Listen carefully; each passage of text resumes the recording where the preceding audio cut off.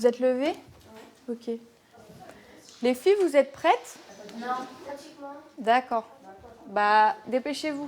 Et il est quelle heure là? Il est 6h40. Oh là là! Les visages sont encore un peu endormis, mais déjà la même danse démarre entre les chambres de l'internat. Se coiffer toutes ensemble, faire son lit, préparer ses affaires et surtout ne rien laisser ici, car la journée va être longue pour ces adolescentes.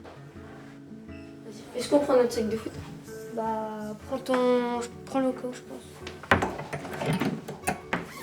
Qu'est-ce que vous prenez dès le matin? Toutes nos affaires, nos crampons, nos protèges tibia et nos affaires pour se doucher aussi. Vous n'avez pas beaucoup à penser? Bah, faut pas l'oublier.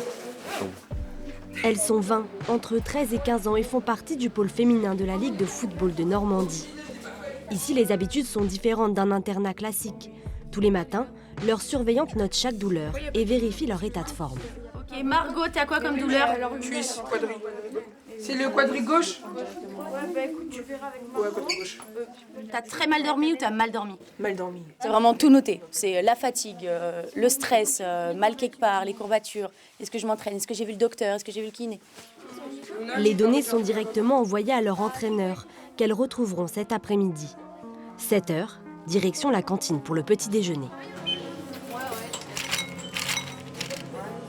Premier repas de la journée et ces adolescentes pensent déjà comme de grandes sportives. On essaye de ne pas être trop gourmande. On essaye au moins d'avoir un fruit chaque matin pour essayer de faire attention un minimum. Il ne faut pas manger trop sucré parce que sinon on se fatigue et pour les entraînements on ne sera pas au top. 5 jours sur 7, elles vivent à 20, loin de leur famille et de leur maison. Alors la cohésion est une valeur clé.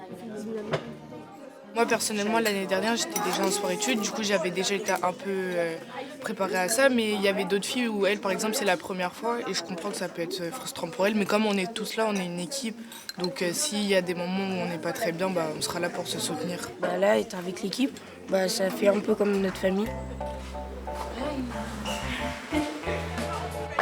Le jour à peine levé, elles ont déjà la balle au pied. Mais avant, école comme tous les élèves, programme de 4e. Ce jour-là, éducation civique avec leur professeur principal. Qu'est-ce que le harcèlement? Quelles sont les différentes formes de harcèlement? Vous m'avez dit ignorance, vous m'avez dit violence, mais quelles sont toutes les formes, les manifestations du harcèlement? Les filles savent que les cours ne sont pas optionnels. Pour continuer à s'entraîner au pôle espoir de la Ligue, bulletins scolaires et comportements sont scrutés. Les enseignants, attentifs à ces élèves, soulignent leur ténacité. Ce sont vraiment des sportifs de haut niveau qui ont tout. C'est-à-dire qu'elles ont un physique, elles ont une alimentation, elles ont une rigueur dans l'endurance, dans le travail. Elles ont les compétences parce que comme elles travaillent bien, elles mémorisent. Franchement, je ne suis pas du tout inquiète pour elles. C'est ici, sur ce terrain, qu'elles veulent être les meilleures. Alors elles s'entraînent, du lundi au vendredi, sans exception. Jess, vite en solution, oriente-toi. En passant de section féminine à pôle espoir mixte, les filles deviennent l'égale des garçons.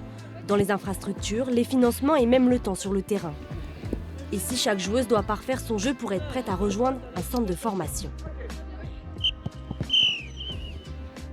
Oui, vous voulez le ballon, mais il n'y en a qu'un ballon. En match, on a un ballon pour 11. Donc si vous demandez tout le ballon, impossible. On ne pourra pas vous le donner à chaque fois. Par contre, il faut que vous arriviez à offrir des solutions à celle qui a le ballon. On est vraiment basé et axé sur le développement de la joueuse. Donc nous, on a une programmation où on va essayer de balayer l'ensemble des principes de jeu qui peuvent exister dans le monde du football avec différents systèmes, différentes animations, de façon à ce que les joueuses soient polyvalentes, soient autonomes. Dans chacune de ces têtes, le rêve est le même, faire du ballon leur métier et évoluer dans des clubs nationaux. Et peut-être un jour, porter le maillot bleu de l'équipe de France. On y pense souvent à si on va y arriver. Il y a beaucoup de joueuses qui veulent devenir professionnelles, mais on ne sera peut-être pas sélectionnées. Ça va être dur, le parcours il est à peine commencé.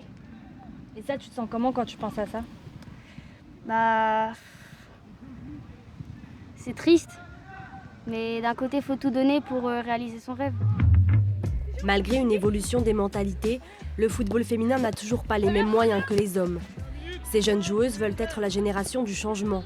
Une volonté insufflée aussi par la Fédération française de football, qui espère avoir 500 000 licences féminines en 2028. Un cap ambitieux qu'il va falloir accompagner d'une enveloppe à la hauteur.